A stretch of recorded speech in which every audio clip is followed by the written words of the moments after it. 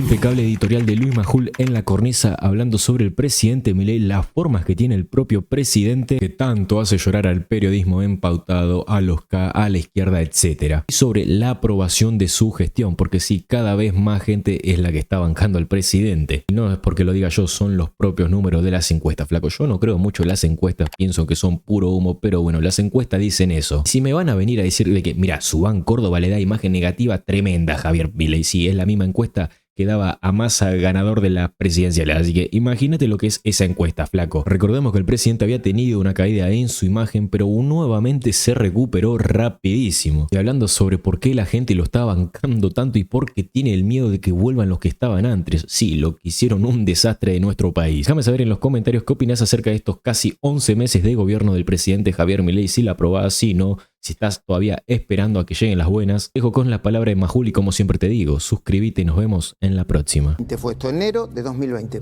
Pero digámoslo de una vez. Para machacar sobre el imaginario colectivo, las redes sociales que defienden las ideas de la libertad avanza son muy eficientes. Analicemos sin demasiadas vueltas la evolución del debate por la universidad pública.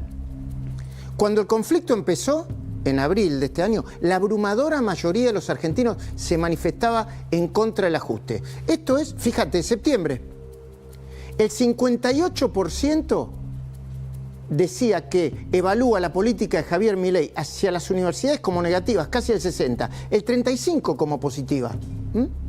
Pero Milei, a fuerza de machacar y machacar, logró cambiar el eje de la discusión y plantó sospechas sobre los manejos turbios de las autoridades académicas.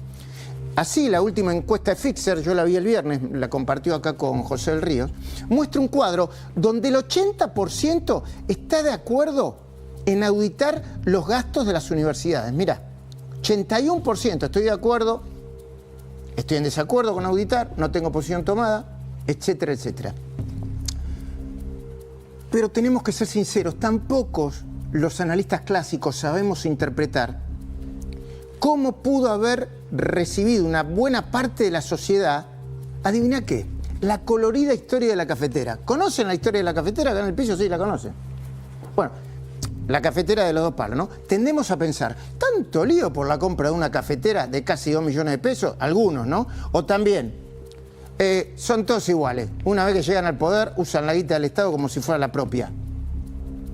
Pero el gobierno volvió a sorprender cuando la ministra de Capital Humano, Sandra Petovelo, le pidió la renuncia a la funcionaria que mandó a comprar la cafetera, la subsecretaria de Gestión Administrativa de la Secretaría de la Niñez, Adolescencia y Familia, que se llama Constanza Casino. Y no solo eso, también mandó a devolver la cafetera con el correspondiente documento de video incluido. Mirá.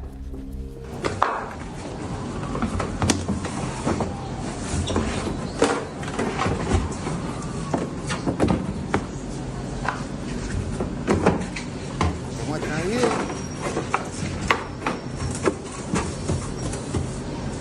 ¿Serio eso? Bueno, junto a Petovelo, la ministra de Seguridad, Patricia Bullrich, es la que mejor entiende el juego de la comunicación política hoy. Bullrich es considerada, junto con el propio Milei, una talibán entre los ministros del gabinete. Y ella hace horas dio una interesante explicación para entender, a través del símbolo de la cafetera, cómo funciona el planeta Milei. Escucha, mira. Esos son ejemplos. Y los ejemplos es lo que mueve montañas. Entonces, cuando los funcionarios ven que por comprar una cafetera te echan... Una cafetera de 2 palos, ¿no? Ninguno va a comprar una cafetera. Se la va a traer de su casa. Claro, te disciplinan. Acá te disciplinan fuerte. Acá es la plata de la gente se cuida. ¿Y cuál es la contracara de la cafetera? La contracara de la cafetera, de vuelta, sería la declaración jurada de Máximo Kirchner. La vamos a analizar dentro de un ratito con Silvina Martínez, no sabe los detalles que tiene. Los principales datos, 27 propiedades, casi 3 millones de dólares en efectivo. Acciones en los sauces, acciones en Otesur, ambas empresas investigadas. Y otra vez el imaginario colectivo haciéndose la pregunta que cae de madura. La que se hace todo el mundo. ¿Cómo hicieron los miembros de la familia Kirchner para juntar semejante fortuna si pasaron la mayor parte de su vida cobrando cheque del Estado? siempre, desde hace años, apareció como insuficiente la famosa frase de Cristina: soy una abogada exitosa. De Argentina también, y también me siento muy privilegiado de poder ser uno de los pocos argentinos que puedo hacerle preguntas. Ay, ahora voy a contestar. Yo quería preguntarle, después de ver los poco transparentes índices de inflación, de delincuencia y de pobreza, ¿no le parece que sería un momento de empezar a hacer una autocrítica y empezar a aceptar un poco distintas opiniones?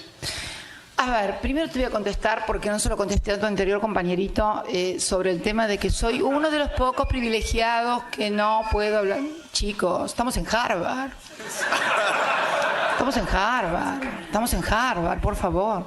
Esas cosas son para la matanza, pero no para Harvard. Y después dijo: soy una abogada exitosa, etcétera, etcétera. Qué mal que le hizo esa declaración a Cristina. Muy mal.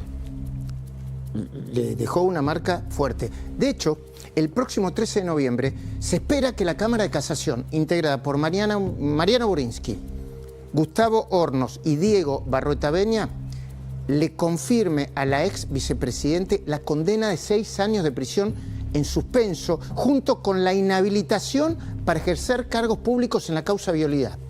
Y también se espera que ella reaccione una vez más, atenti con esto, como una perseguida política. No voy a someter a la fuerza política que me dio el honor de ser 2 veces presidenta y una vicepresidenta a que la maltraten en periodo electoral con una candidata condenada, con inhabilitación perpetua, con administración fraudulenta por el Estado, a mi administración fraudulenta por el Estado, y a estos, los amarillos, que nos dejaron 45.000 millones de dólares con el Fondo Monetario Internacional, se pasean orondos en los aviones de Clarín. Por lo demás, Cristina, ¿no?, y el kirchnerismo está en su peor momento. Con los gordos de la CGT, Pablo Moyano, Pablo Viró, repudiados por la inmensa mayoría de los argentinos. Con Cristina devaluada. Cristina pasó a ser de dueña de la Argentina a presidenta del sello del PJ sin internas, solo para manejar la lapicera y los negocios del poder. Con los chicos grandes de la cámpora asediando a Axel Kicillof, mientras Kicillof finge demencia. Yo recuerdo, es la misma demencia que fingió Alberto Fernández ante los feroces ataques de Cristina. Dicho sea de paso, feroces ataques que constituyeron acciones que contribuyeron a dejar a la Argentina patas para arriba y al borde de la hiperinflación. Además, Alberto, hay un deporte nacional por apoderarse de las reservas que hay en el Banco Central bajo distintos mecanismos, sobre todo cuando tenemos una brecha como la que tenemos. Entonces tenemos que, yo siempre le digo, te dije la otra vez cuando hice un documento que vos tenías la lapicera, yo lo que te pido es que la uses con los que tienen que darle cosas al país. Hay que usarla. Esto es el peronismo. Y si hablamos del expresidente, bueno, el expresidente a punto de ser condenado por violencia de género. Y citado indagatoria para el 20 de este mes, ya sabes, en la causa de los seguros, recién lo escuchaste a Nico Pizzi, donde un grupo de cooperativas se habrían quedado con más de 17 millones de dólares a través de contratos direccionados por el mismo Alberto Fernández. ¿Volverá Alberto a repetir ante los jueces, al estilo de mi querida Fabiola, que él no tuvo nada que ver con los contratos? Y que si su ex secretaria privada, María Cantero, ayudó a su pareja, el broker Héctor Martínez Sosa, fue porque en una de esas se extralimitó. Yo la conozco muy bien a María, no es capaz de hacer eso. No es capaz de hacer eso. Yo quiero aclarar que yo pongo las manos en el fuego por mí. Pero esto no quiere ser una descalificación a María, ¿eh? Yo la conozco a María. Y mi respuesta es, yo no creo que María haya hecho eso. Como ella insistió en decir que le habían dicho que lo había hecho, dijo, bueno, si es que lo hizo, entonces se extralimitó. Wow. Che, tampoco el PRO está en su mejor momento, ¿eh? ¿Y por qué? Porque a Macri no le gustan ni las formas de Milei, ni algunas de las decisiones que toma. Lo dice, ¿no? Es público. Desde la nominación de Ariel Lijo hasta el decreto para limitar el acceso a la información pública. Sin embargo, Macri no puede correr el riesgo de dejar de acompañarlo porque sus votos son de gente que apoya a Milei, aun cuando no le guste su estilo. Pero ¿Cómo lo ves a Milei en eso? El manejo de la palabra presidencial. Yo te puedo decir que él practica algo que a mí siempre me han criticado y que yo lo valoro, que es el sincericidio, la autenticidad. Lo bueno que tiene él es que no tiene dos discursos. Y los políticos no tienen que tener dos discursos. Tienen que decir lo mismo en público, en privado y bancársela. Y él es frontal. A veces es demasiado frontal, es demasiado duro, demasiado violento para algunos. Los viejos meados creemos en otro tipo de forma, pero estamos en otros tiempos. Estamos en otros tiempos y creo que su autenticidad es lo más valioso. Y la Unión Cívica Radical parece a punto de implosionar, por otra parte. Después de la partición en 3 pedazos ya de su bloque de diputados nacionales. ¿Era necesario en este contexto plantear la idea de que Raúl Alfonsín propició un golpe de Estado junto a Eduardo Duhalde para voltear a Fernando de la Rúa en diciembre de 2001?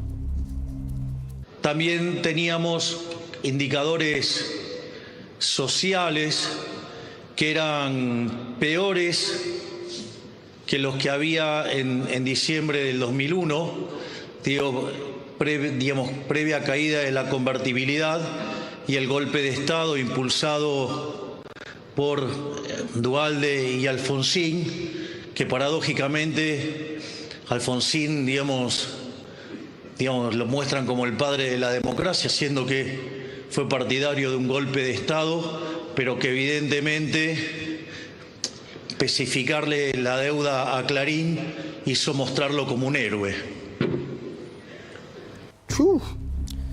Interesante. Le adjudican a Napoleón Bonaparte haber dicho, cuando tu enemigo esté ejecutando un movimiento en falso, nunca lo interrumpas.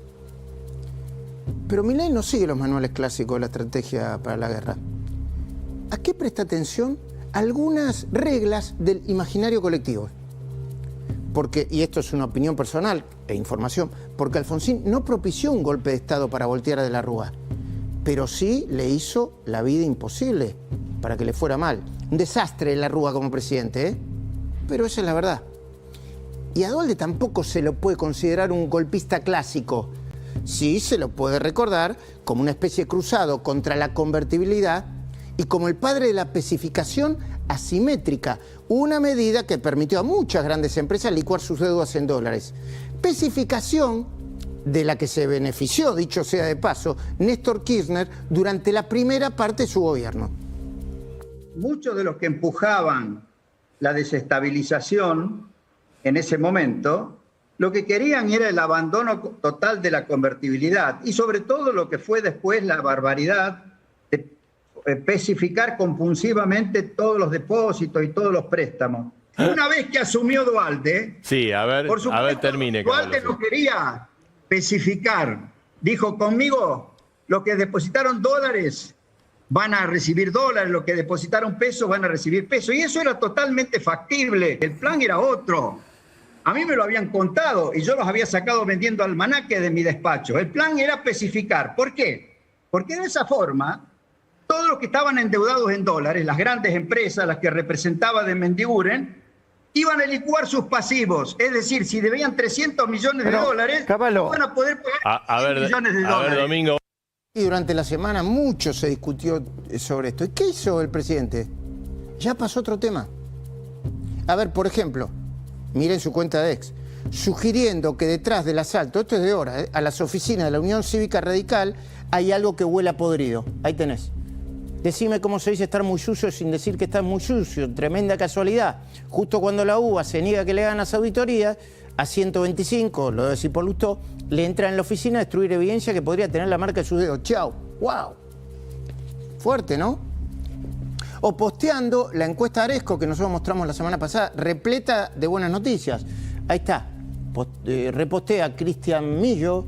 Dice, última encuesta Aresco, baja 9 puntos la percepción del aumento de precios, sube 8 puntos la capacidad de compra en el hogar, mejora 5 puntos la percepción de condiciones de empleo, mejora 6 puntos la evaluación de la situación económica familiar. O reposteando a Martín Menem al publicar los datos del aumento de las ventas minoristas. Mirá, Decame, buen domingo, aquí la evolución de ventas minoristas, la evidencia no perdona, etcétera, etcétera. Y todo esto mientras señala con su dedo acusador a políticos, empresarios, sindicalistas, medios, periodistas, en una especie de loop desenfrenado en el que muchas veces, lo digo con todo respeto por la investidura presidencial, pero no me canso de decirlo, pagan justos por pecadores. Está viviendo Milei una etapa de euforia personal basada en su convicción de que no solo la inflación va a seguir bajando, sino que la recesión ya terminó y que la economía va a empezar a crecer con fuerza a partir del año que viene.